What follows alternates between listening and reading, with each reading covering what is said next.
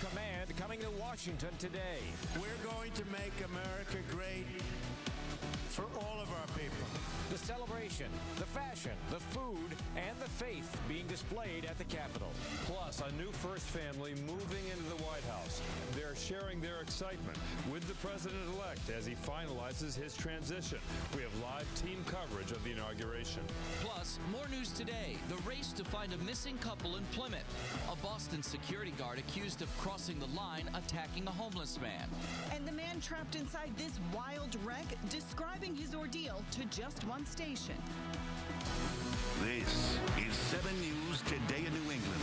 6:30 and events for the presidential inauguration will begin in just a few hours. A live look at Washington, where the eyes of the world are on our nation's capital as the 45th president of the United States will be sworn into office. Good morning to you, and thanks for spending some time with us here on 7 News Today in New England. Very special day. I'm Chris Anderson. And I'm Nicole Oliverio. And I know Chris Lambert doesn't control the weather, but I'm a big fan of his this week. He's kind of like the server. He just serves up what Mother Nature gives him. I'm pinch hitting this morning, so I didn't want to strike out. I aim to please, and I aim to please you guys as well as the viewers at home. Tough to take yesterday's weather? I don't think so, right? It's been easy to deal with the last couple of days. Will be easy to deal with today. Running low to mid-30s right now. Some patches of clouds on, very little wind. Showers back through the Ohio Valley. Some showers working through D.C. mid-morning into the early afternoon for the inauguration. But overall here in southern New England, we are dry, and it's a comfortable dry weather here. We're not talking about a howling wind or anything like that. Light breezes this afternoon running in the low to mid-40s. The weekend rather quiet here, but we get into early next week. Coastal storm to track. Details coming up. Now let's check in with Elena Pinto and fast track traffic. See how the roads are looking on this Friday morning. Thanks, Nicole. So we are hovering over the expressway right now where there is one crash. We'll dive into the map so I can show you a little bit more. You'll see a lot of red there. That's in the Milton area on the in the northbound lane just before Granite Ave, definitely causing some time to your delay. If you're in the Canton area on 95, getting onto 128 too, there's a crash there. Might cause some delays as well. If you're taking the Pike into town, that looks fine. Hassle-free all the way in. Up north 2 and 3 are doing okay too. And you know what, 93 looks fine. So let's talk about drive time. Should be pretty average. 20 minutes on the expressway, 12 on the Pike, and 15 on 93. Back to you guys. President-elect Trump is waking up in Washington, D.C. today. He's got a big day ahead, and you're taking a live look at our nation's capital. Organizers and security officers are putting the final pieces in place for the inauguration ceremony. Probably the quietest you'll see the Capitol all day long. I know some people already arriving to get into place for today's special events. The future first family getting a star's welcome to Washington last night. Fireworks and performers greeting the couple as they waved to the crowd at the National Mall in front of the Lincoln Memorial last night. There is a lot of detail to get into on this historic event today. This morning, we're taking a look at all the pomp and circumstance surrounding the ceremony. We're covering all angles of Inauguration Day. 7's Dan Housley begins our team coverage live from Washington. Well, Nicole and Christy, you talked about this place being quiet as it is going to be all morning, and that may be true, but it is still buzzing with preparations, especially here at the podium, as you see behind me, where Donald Trump will be sworn in as the 45th president in just a few hours. Incredible to think when you look back on the long, strange road Donald J. Trump has traveled. 227 days after announcing his candidacy for president, today Donald Trump takes the oath of office. Mr. Trump will be joined on stage by his family, lawmakers, and former presidents. Vice President-elect Mike Pence will be sworn in first, his oath of office administered by U.S. Supreme Court Justice Clarence Thomas. Then the president-elect will take center stage, his oath of office administered by Chief Justice John Roberts. And when he's sworn in, Mr. Trump will be using 2 Bibles, one that used to belong to Abraham Lincoln and another that was a gift from his mother. The then president will deliver the most important speech of his life, a handwritten address that he previewed with this photo online. Then they eat.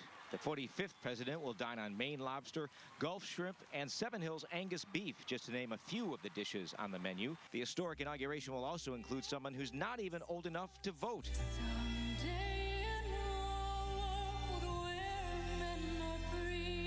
16-year-old Jackie Evanko will sing the national anthem. I'm not involved in politics. I don't do politics. So I'm doing this because it's a privilege and an honor to perform for my country. And of course, all eyes will be on the First Lady's fashion choice. Last night, she donned a long gold ream Accra dress for dinner. Earlier in the day, she chose a black Norisol Ferrari knee-length coat and matching dress. Seen here as the Trumps arrived at last night's concert at the Lincoln Memorial. To come into the area, I'm not exactly sure from my... The Trump team has said that day one of this presidency will actually be Monday after the celebrations over the weekend, but it looks like some of the work just won't wait. There will be some executive orders that will happen within the first few hours of the presidency and the first few days. And on Saturday, the president is expected to go to the CIA headquarters. This is a bit earlier than almost any president has gone there. And of course, President-elect Trump has had some trouble with the leaders of the CIA. So some have suggested that might be fence mending. But when asked about it, presidential spokesman Sean Spicer said he's going there to honor the people who toil without being all the fanfare, the little people who toil in the intelligence agencies behind the scenes. We're live at the Capitol. Dan Housley, 7 News Today in New England. The first family taking to social media to document their first day in D.C. 7's Jonathan Hall continues our live team coverage. He's also in Washington. And John, they are gearing up for another busy day. Oh, they sure are. Such an exciting day for the Trump family, Nicole. Behind me is the official viewing stand where President Trump will come through with a motorcade, a big parade. Some of the former presidents will be there in that stand behind me, and off in the distance behind there is the White House where Donald Trump and his family will move in. He will be very reliant on his wife, his close family members, his kids, as all chief executives do. Donald Trump's children and grandchildren arriving in Washington. Ivanka Trump posted this picture to Instagram, writing, "Arriving in Washington, D.C. with my family. A very special moment." Earlier in New York, Donald Trump Jr. posted this picture of his daughter saying, "Kai visiting Grandpa one last time at the office he has used for as long as I can remember before he makes his voyage to Washington, D.C. to the Oval Office." Eric Trump tweeted this picture with his wife Lara Lee saying, "So many memories in this office. We are certainly going to miss him." In Washington, as the new first family arrived, the president-elect's 10-year-old son Barron was not with him. He's reportedly still in school. Mr. Trump's 4 other children, Ivanka, Eric, Donald Jr., and Tiffany, all appeared with him at the Lincoln Memorial concert. So I want to thank my great family, my incredible wife, Melania. They've been so supportive, and it wasn't easy for them.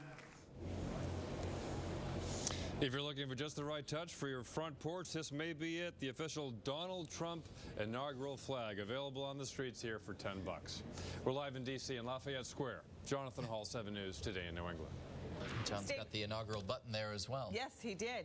Stay with 7 News throughout the day. We will bring you all the big moments from the nation's capital as they happen. Our all-local coverage continues throughout the afternoon. Still so much more news ahead this morning, including the search is on for a Plymouth couple missing. Coming up, the family is asking for your help. And a story of survival that you will hear on Just One Station, how the driver of a car pinned under a semi-truck was able to escape.